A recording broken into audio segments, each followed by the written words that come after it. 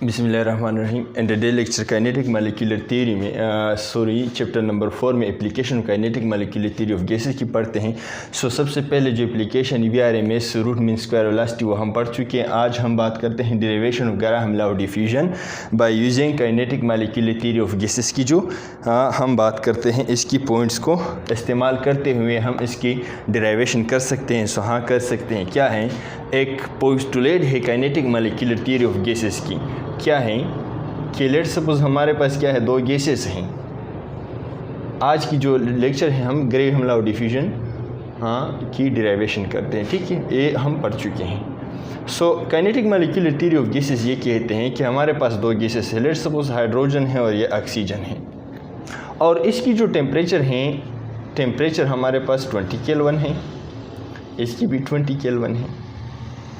अगरचे इसकी नेचर क्या है, डिफरेंट है, इसकी मास में फ़र्क है, इसकी डेंसिटी में फ़र्क है, इसकी नेचर में फ़र्क, इसकी रिएक्टिविटी में फ़र्क है, सारी चीज़ें, सारे खुसूसियात एक दूसरे से डिफरेंट है।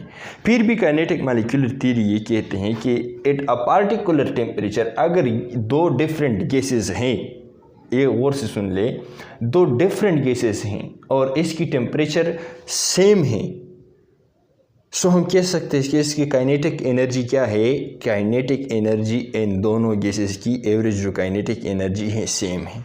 इसका मतलब ये है कि हमारे पास क्या है, kinetic energy is directly proportional to the temperature. ठीक है, to the absolute temperature. Kinetic molecular theory of gases ये कहते हैं कि काइनेटिक एनर्जी हमारे पास क्या है, टेम्परेचर पे डिपेंड करते हैं, गैसेस के नेचर पे डिपेंड नहीं करता। अगर हमारे पास टेम्परेचर दो डिफरेंट गैसेस की सेम है, सो हम कह सकते हैं कि इसकी काइनेटिक एनर्जी सेम है। सो गैस हाइड्रोजन को हम नाम दे देते हैं A, इसको नाम दे देते हैं B। सो हम कह सकते हैं कि kinetic energy of A molecules is equal to kinetic energy of gas B। Kinetic energy की जो इक्वेशन है, half m v square is equal to half m v square m a v a m b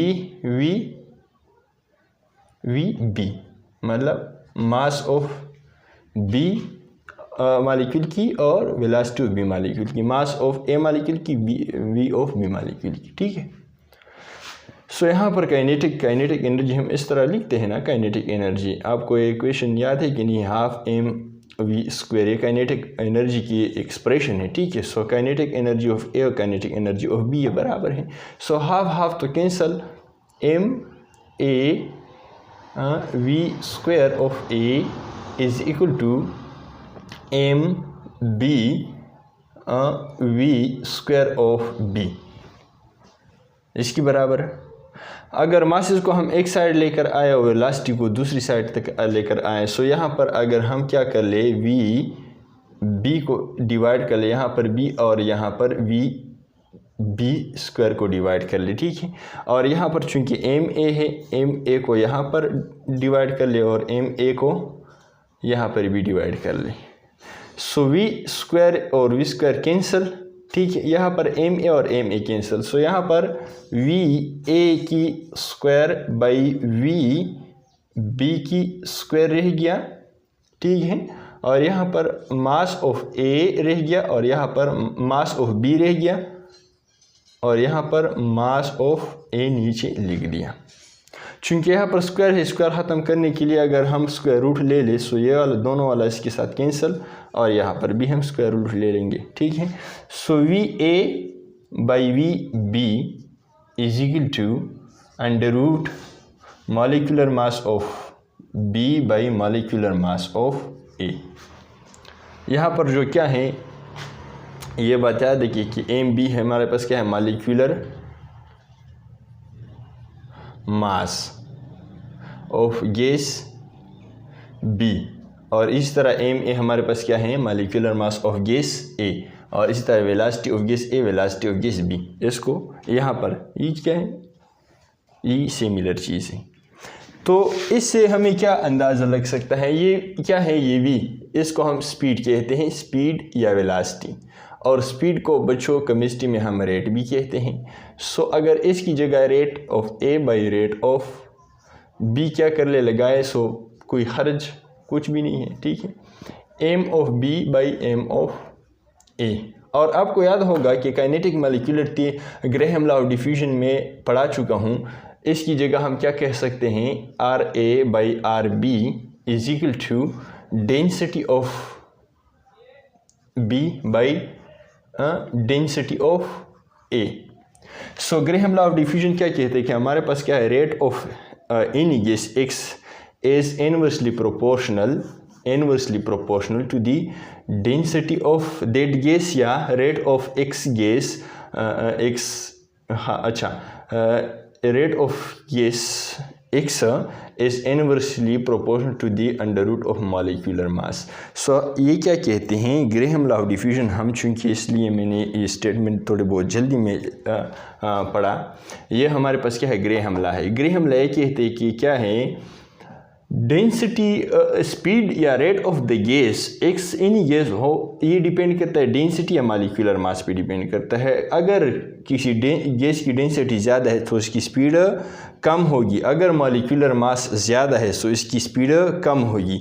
so rate of the gas या speed of the gas is inversely proportional to the density square root of the density, या molecular mass की square root अगर हम ले लें इसकी inversely proportional होगी। और जब हमने kinetic molecular theory of gases की ये जो एक पोस्टुलेट है कि kinetic energy of A and B gases at same temperature is similar या इक्वल हैं, सो इस इक्वेशन को मद्देनज़र रखते हुए हमने ये डिराइवेशन किया। इसकी डिराइवेशन के बाद हमें ये रियलाइज़ हो गया कि हमारे पास क्या है, ये जो रेट ऑफ ए हैं क्या है, किस प्रोपोर्शनलिटी में है ए के साथ। Rate of A inversely proportional to the density of A है कि नहीं है। और रेट ऑफ बी की अगर बात कर ले, रेट ऑफ बी हमारे पास क्या है, equal to the density of B. So अगर हम इसको ऊपर लेकर आए सो इसको नीचे लाना पड़ेगा। So R of B is equal to 1 by under root of B, density of B या मॉलिक्यूलर मास ऑफ बी।